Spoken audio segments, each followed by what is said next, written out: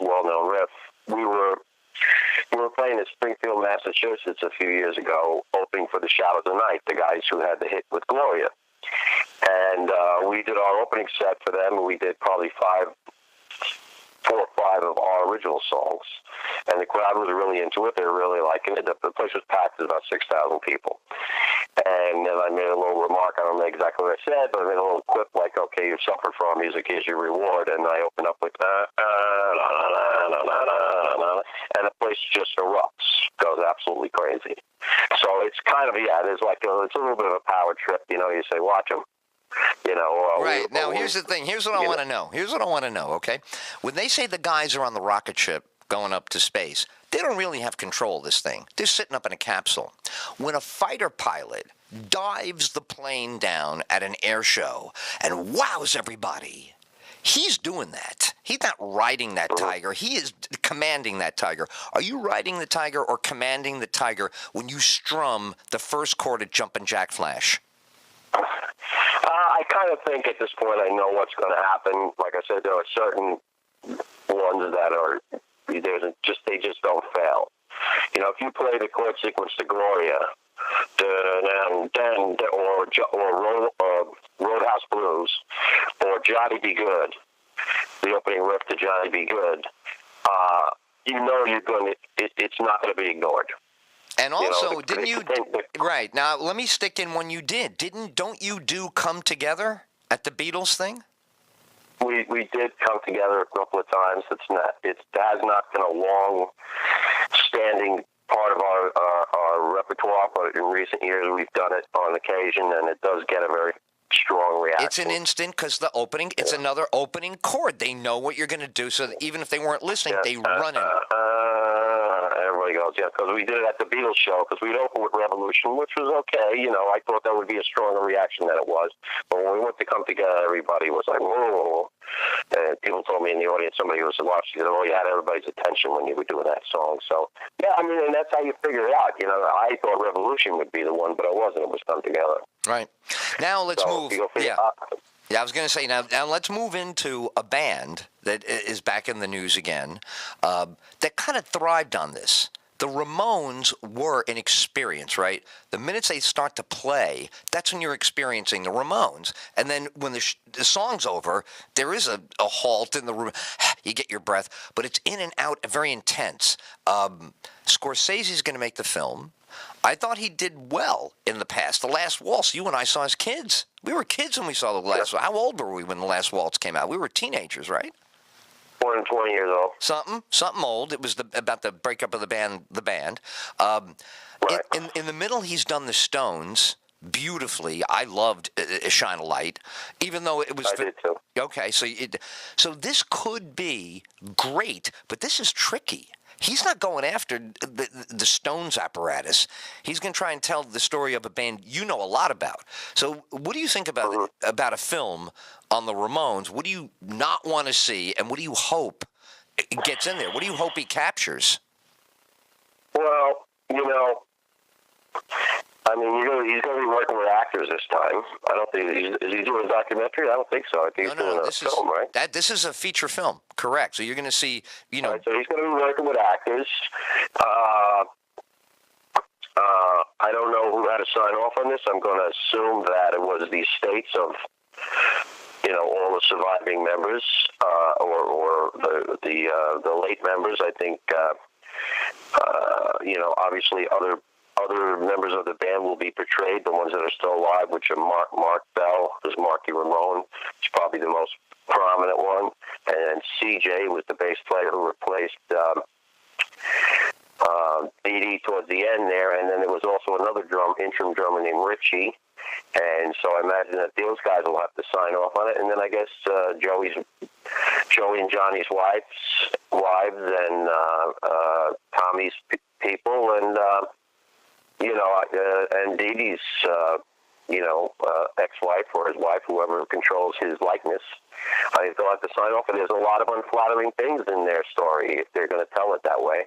Well, number one, but also doesn't the image of the Ramones and the feel of, like, if you've experienced them and loved them back in the day, and now you kind of miss them, and now you hear there's going to be a movie, my head starts to conjure up like a Hard Day's Night feel, but the 70s, like you say, all pockmarked, a pockmarked Hard Day's Night, not a Hard Day's Night where every scene is they love them, every scene is they're perfectly funny, but there's something hurried, rushed, manic mania that I only saw the Ramones the way you should in a small club called the Avalon in Chicago once.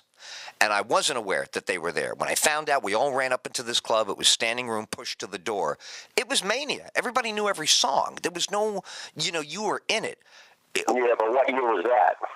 It was a long time ago. It was 91 era. Right, but they were popular by then. I mean, when you had to see them when they weren't popular.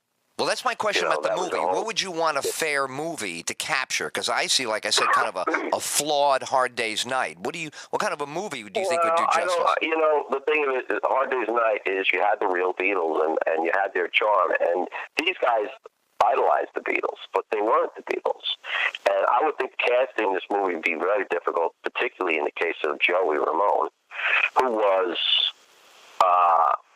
very sickly and an physically unattractive guy. He was smarter than he looked, but he was very shy a lot of the times, and he had a different interest in music than some of the other guys in the band did. He was really interested in, like, the girl groups and the bubblegum and yummy and that kind of stuff, and he was always at odds with Johnny, probably for most of their career. Johnny was probably had undiagnosed mental illness as far as I'm concerned. When I met the guy, I just thought, this is a guy who's got some severe social issues, as far as dealing with people. Dee Dee was a drug addict and a male prostitute, which, he was a male prostitute to fund his drug habit. The only one that I liked on a personal level was Tommy. And then he was replaced by Mark, who was basically, a hired hand for 25 years. So I think the big dynamic is between, the big conflict in the movie will be Johnny and Joey, how they were at each other's throats a good part of their career. And how they lasted as long as they did. It's almost pretty much amazing. And it's pretty interesting that they died so close together to each other. Joey was always an unhealthy person. I don't know his medical history, but I've met the guy and talked to him, and he didn't look good, and he kind of really looked like he was going to keel over at any minute. And like I said, Johnny would be alive today if he went to the doctor, but he had prostate cancer, and it wasn't detected till it was too late because he wouldn't go and get a checkup that most guys in their 40s and 50s should get because he was extremely homophobic, and he didn't want anybody touching him there. Ay vey. Wow. So, what's the background of these kids? These kids are very, raised in Eastern European homes, or what is their background? Well, they're all different. I mean, Joan was Jewish. His name was Jeffrey Hyman. The European Tommy Ilerdi, who was Tomas. He was like Romanian or something. I don't know what he was. He was actually the most together one, as far as I'm concerned. Dee Dee was an army brat, so he was born in Germany, but his name was Douglas Colvin. So I don't know what that's, like a waspy name, but he was dark complected. He looked Italian or Spanish or something. And Johnny was Irish. He was John Cummings. And Johnny was probably the most difficult one in the band to deal with. You think they came out of authoritative households where this is why the punk thing was so huge? It filled that kind of, it really was personal rebellion? Well, you know what? I don't, people always treat them like they were the architect of something. They were the architect by accident. Right. You know, they didn't sit down and have a plan. They just wanted to be a band. And there's a scene in the CBGB's movie where they get up and they play, and it's really a disaster. And that's kind of how it was in the beginning. And when they finally got it together, they created this sound that's, I mean, and people say, oh, it's great, they were the architect of that sound. Well, that was the sound they made. It wasn't that they were the architect of it, that was the sound they made. So, you know, it wasn't like they said, oh, let's make it sound like this, let's get the guitars to have a compressed sound. I mean, Johnny was an extremely limited guitar player. He knew the E-shaped bar chord and the A-shaped double bar chord. I never saw him play a minor chord ever. And he knew a handful of chords, E, D, A, and that was it. I mean, from the fourth album on, all the lead guitar licks and like that guitar lick that you hear in one of his sedated, that's not him. That's an engineer named Ed Stacey, who later became their producer. Wow. Ed did all the acoustic guitar stuff, and he did all the lead guitar stuff, and he had to dumb it down so it would sound like Johnny was doing it. That's crazy. I mean, it sounds like it's going to be an interesting film if he really goes after this narrative. Because to me, I was feeling it more from the social impact. But I think now what you're saying is all these narratives, boy, it's ripe. We'll have to see what he does. All right, let me move on because there's another big name in the news. Honestly, yesterday I thought she was dead. The first time you hear Joan Rivers, 81, stops breathing, you say, well, that ought to be it. It's not it. All night they're issuing statements. What is this the toughest broad that ever came down the pike who doesn't even use feminism? She doesn't even utter the word. But she was making jokes about her own death within hours of having the procedure. She took on Carson. She takes a husband committed suicide, and she went on stage a few days. She's as tough a broad as there is. That was my take on who stopped breathing. So I said, it's 50-50 she'll come back because she's as tough as nails. What's your image of her? Because we saw her as kids. We were little kids when she was popular. I remember her from being on the Ed Sullivan Show. And, and then she would do a lot of, like, Johnny Carson. She would fill in for Johnny Carson. She was a substitute host many times. She might have been... was she the permanent substitute host at one point? She was. I thought she was, on Monday nights or when he didn't come in or whatever. Correct. So, she's got a well-known voice. Her voice is used in a lot of movies. Was that one that, Spaceballs, which was a spoof of Star Wars that Mel Brooks did. She was the voice of the female robot in that. And she was kind of an iconic character, and now I guess she's made herself over as some kind of fashion diva, her and her daughter. I mean, that has to say a lot about her clout, because she basically took her daughter, who has no discernible talent that I can see, into a celebrity by putting her on all the shows that she's been on. They had a reality show together. Now they've got this fashion show where they sit there and they basically tear everybody apart that shows up at these Emmy Awards and what have you. And they're there with Ozzy Osbourne's daughter, and it's like the nepotism special. They have Ozzy Osbourne's daughter, they have Joan, her daughter, and very long-lasting. I think the only female comedian that I can remember that had any kind of career nearly as long as her was Phyllis Diller. Right. Phyllis was left out of that old era of the quick joke. She was almost like a younger female Henny Youngman era. Joan. Well, Phyllis Diller was older, and so when she was on Johnny Carson, she was already old, and Joan Rivers was young then.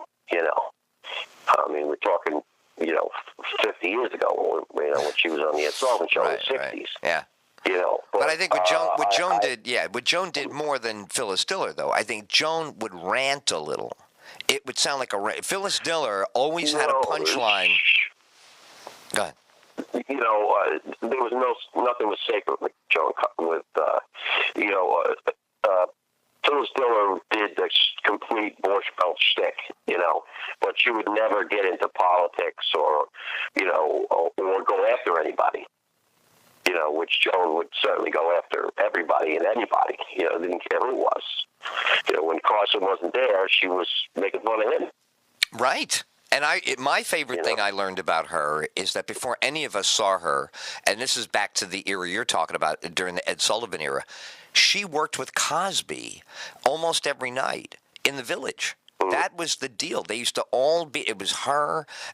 Lenny Bruce had been gone. Lenny Bruce had made a name, but it was gone already. So her and Cosby and a couple of other giants, Mort Saul, but just think about her and Cosby waiting to go on, local, no fanfare. I mean, it really was she came out of they're just upgrading her right now. Oh, you want to hear this with me? Let me air it, and then I'll tell you what they say. Yeah, okay. Remains serious, but she is receiving the best treatment and care possible. She goes on, we ask that you continue to keep her in your thoughts as we pray for her recovery. Yeah, see, yesterday, what they were changing it to, yesterday it was she is recovering. Now today, they're saying serious, pray for her recovery. I think yesterday was too optimistic. Yeah, yesterday they were trying to be optimistic because they didn't want the death story yesterday. But I don't know, man. You lose consciousness at 81. Then they got to bring you to another building to start. Yeah, that's a tough one. Well, do you see when she's 81, do you think like I do, oh my God, is this, like all of this is going to come to an end? Or you can't think about that? Well, everybody has a good run. I think she's had a good run. Certainly, she's reinvented herself several times. So she went from stand-up comic to she's been an actress. She's been in movies, voiceover artist, commercial representation of many, many products through the years. She had a reality show. She's made herself into this fashion person and provided her daughter with a livelihood. I mean, what else can you actually do? Right on, right on. I'll tell you what I loved that she did recently. She was on a Sunday CNN interview, and it's always the girl anchor, and it's always light. So this girl stumbled into pissing her off and said, well, you're so mean. How do you feel? And she went, you're not even asking me about my book. And she flipped out, threw the book down, and walked out. And I swear to you, this is less than 90 days ago. I loved it because she really felt betrayed. She was ready to talk about her book, maybe take a question or two about being, but it wouldn't go near why she was there. And I gave her credit. The other guy did it. What's his name there? Ford Fairlane. Remember the Italian comic? The guy who curses all the time with the hickory dicker. Andrew Dice Clay. Correct. He walked up to CNN like 2 years ago, and he F-bombed his way off. Guy pissed him off, started F-bombing, so he knew. I think the thing with him, he's a lightweight compared to the people we're talking about. But right. He first of all, he's Jewish. He's not Italian. He acts like he's Italian. Right. But he first appeared on Crime Story as a plenty gangster because he was a big guy. But, he made a movie and stuff with a bomb. But he tried to reinvent himself a few years back as kind of a Ralph Crandon guy. He had a sitcom on CBS, and his wife was played by... oh, God, I met her, too. The girl from Raging Bull, Kathy Moriarty, yeah. Was playing, he was Ralph and she was Alice. They weren't doing the honeymoons, but they were, Yeah. And whatever the show was called, it was pretty terrible. They don't, you're not talking. He doesn't have the talent that Jackie Gleason has. He doesn't have the pathos that Jackie Gleason has. Jackie Gleason was always perceived as the underdog because you felt sorry for him. Nobody's going to feel sorry for Andrew Dice Clay. Right. He's just not that kind of a character. And the whole thing is his whole act was based on being negative, and that's only going to get you so far. You know what I mean? But in the long run, you've got to have some kind of a positive spin, or you're not going to be liked. But yeah, he was.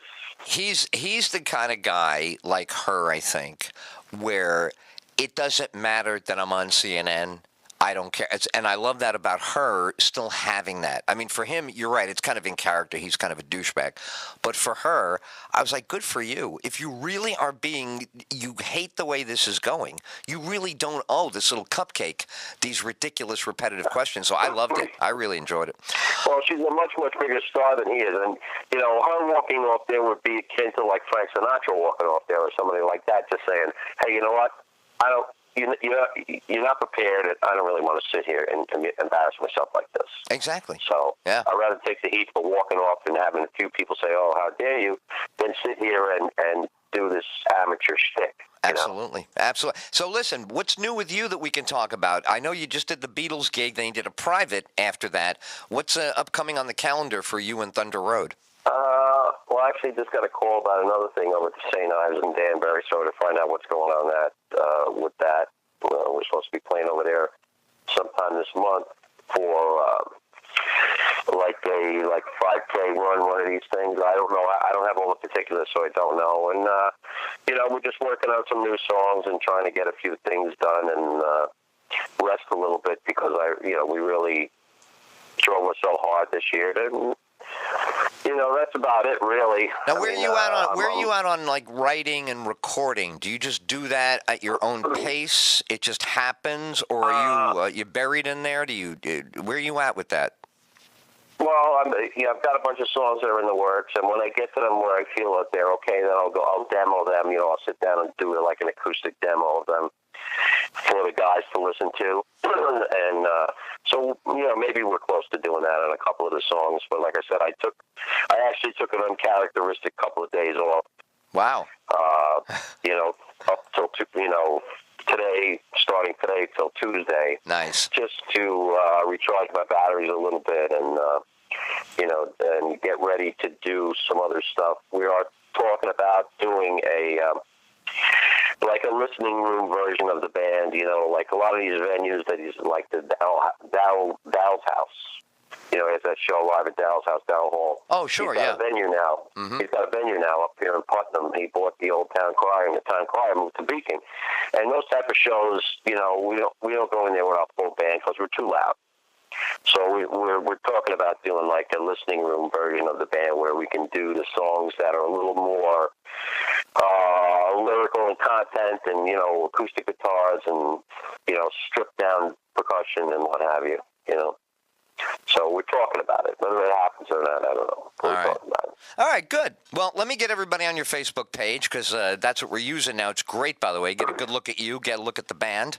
You go to Pat Horgan, Thunder Road. That's Facebook.com/Pat Horgan, Thunder Road. You like him there. What's the easiest way to get the tunes? Are the tunes available by asking you on the Facebook? If you go on iTunes or Amazon.com, perfect. Just search Pat Horgan, Thunder Road, and you can get the Tyll theme. You can download that, and you can download many of our other songs. I'm pretty sure we're on everything, like Rhapsody and all that stuff. We're pretty much on everything. So if you search Pat Horgan and Thunder Road, if you search Thunder Road, you're going to get Bruce Springsteen songs. So search under artist Pat Horgan and Thunder Road. There's many, many songs to choose from there. Excellent. Now, I'm looking at the page. Is that a new logo? It is. It says new logo. You started a new logo on July 17? It was up there? That's a new logo for now, yeah. That's rocking. I know who did it, obviously, right? Would that be Pete? That was Peter, yeah. Oh, man. I like, he's, what I love? We're going to get some T-shirts or something. I see it. I can see it happening. I love his work is so clean. This guy has got a gift for art, but clean. Like logos have to be clean. They have to be instant. It looks like, it almost looks like a woodcut. And it's like a Russian thing, and he only put a guitar in the guy's hand, so... It's awesome. It looks like the guy's going to take over the world. It looks like you about to dominate the world with the band. Yeah. All right, well, it's always good visiting. You're always a lot of fun to talk to. Thanks for all the insight on the Ramones. I'm going to watch the making of that film. And, we talk next Friday about whatever else is going on. All righty. All right, what are you doing? What are you going to relax this weekend? You going to put your feet up a little bit? Don't get stuck doing. I'm going to try to relax a little bit. I'm going to try to do that. Don't do any housework. Don't start. I'm probably good. I'm doing some laundry, but you know what? I'm not good at relaxing. I'm the worst guy in the world to go on vacation with. All right. We are already working on show already, and the show is going to be absolutely sick this year. Right. I'll be telling you in the next few weeks some of the huge names that we've got. It's incredible, some of the people that signed up for this show. Oh, that's great. So I can't tell you all the names yet, but I'll tell you privately, but I can't say it on the air. Awesome. All right. Well, you know what? I look forward to the leak, the drip of the good stuff to look forward to. That's great news. All right, we're going to go out on your version of our theme, and then we're going to play a whole set of your songs. Remember I texted you, a week and a half ago, your set? So that's kind of, I've got that set loaded from time to time when we really need a dose of you. That was a weekend thing. I was just hanging out with some people, and I decided to just play all your stuff back to back. All right, man. We're a mixtape. That's it. You're perfect. You are. We're a mixtape now. Yep. You are. All right, and a good one. All right, have a great weekend. I'll talk to you next Friday. Take care, Pat. Pat Horgan, Thunder Road Band. Go to Facebook. People call him Mom, disgusting everything. Love him or hate him, he's gonna have his say. He's gonna speak his mind each and every day. When you get on Facebook, it's Pat Horgan, Thunder Road. See the band, and then get on iTunes and Amazon to get the songs. Come on, everybody. It's that tip!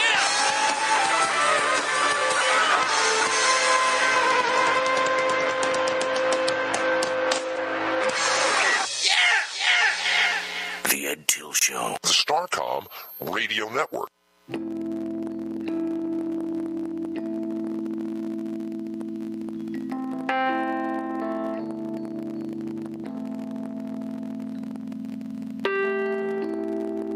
It's never really good enough. When are you gonna give it your all?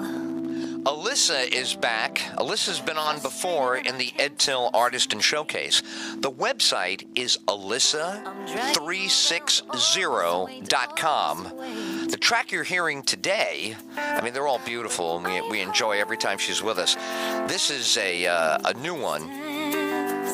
So strange. Laughter in the Distance from Alyssa. I've heard laughter in the distance, so very strange and far away. The website, alyssa360.com, will give you the background. You'll get to meet her. You'll get to get what's behind this incredible music. Now, this song, Laughter, has Deron Johnson on it. You're saying, who's Deron Johnson, Ed? He played Fender Rhodes piano with Miles Davis. This girl is the real deal, and we are lucky to have her again in the Artist Showcase here on the Ed Tyll Show, Starcom Radio Network, across America, AM/FM stations, and around the world online. I've heard laughter in the distance, so very strange and far away. But I've seen the way people push and shove to get ahead of me. Do I just sit back? If you go to alyssa.com, you'll read the loving reviews. There's so much affection because, you know, she's got a gifted voice, but the way she uses it and the texture of her music and just, you know, not succumbing to the trendy wave of what everybody else is making. First of all, you admire that. But then what she turns out is so unique and so beautiful. It's a contrast that is so welcome on Friday. Here we are looking to ease out of another crazy week, going into a holiday weekend. This is the mood right here. No closer in the world to where I need to be. Read the reviews, get the music, see the photos, the videos. You'll see upcoming gigs, read the blog. It's all at Alyssa, ALYSSA 360.com. The new track is Laughter in the Distance. Laughter in the distance, so very strange and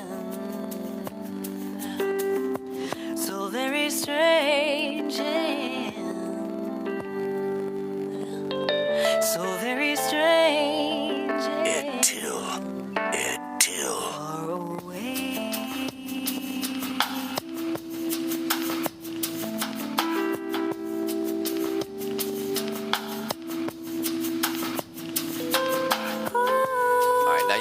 this is new to us today. So what has to happen here? We have to hear it again. We love it. You think we're going to just let it run? No way.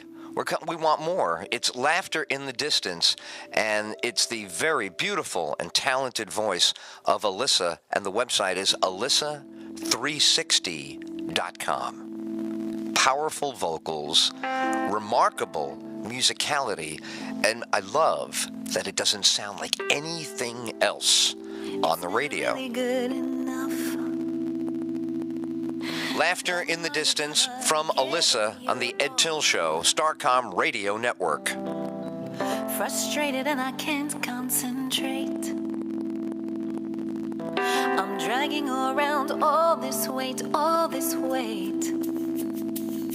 But I've heard laughter in the distance, so strange and far away.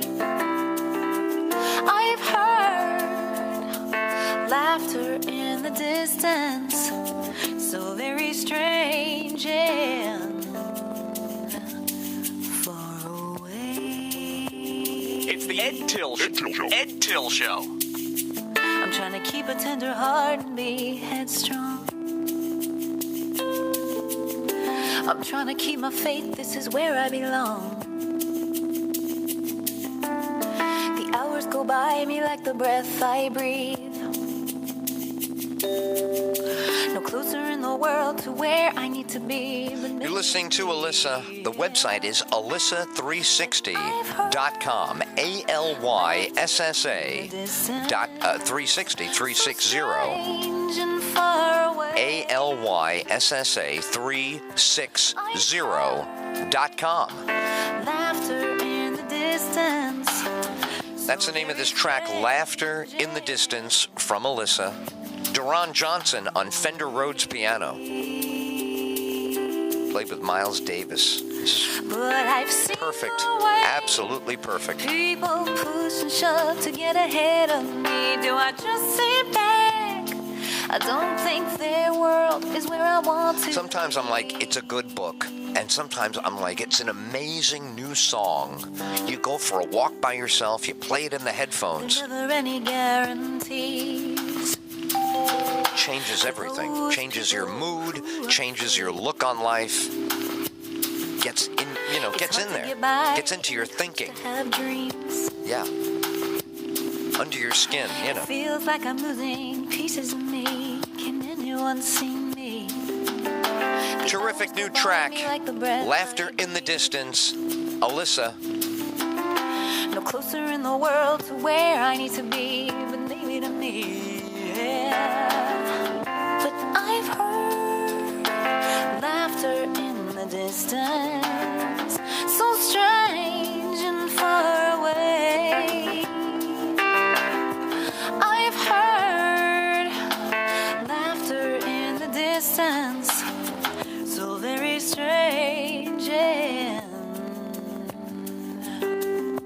so very strange and come on everybody, so very strange. Come on everybody. Amazing job, Alyssa. Thank you. The Ed Tyll Show, Starcom Radio Network. The latest on the build-up in the Ukraine, what Russia has to say, what we're saying back. By the way, the latest on Ferguson. Also, the weather. Also, a final look at Wall Street. We are not done on this Friday afternoon.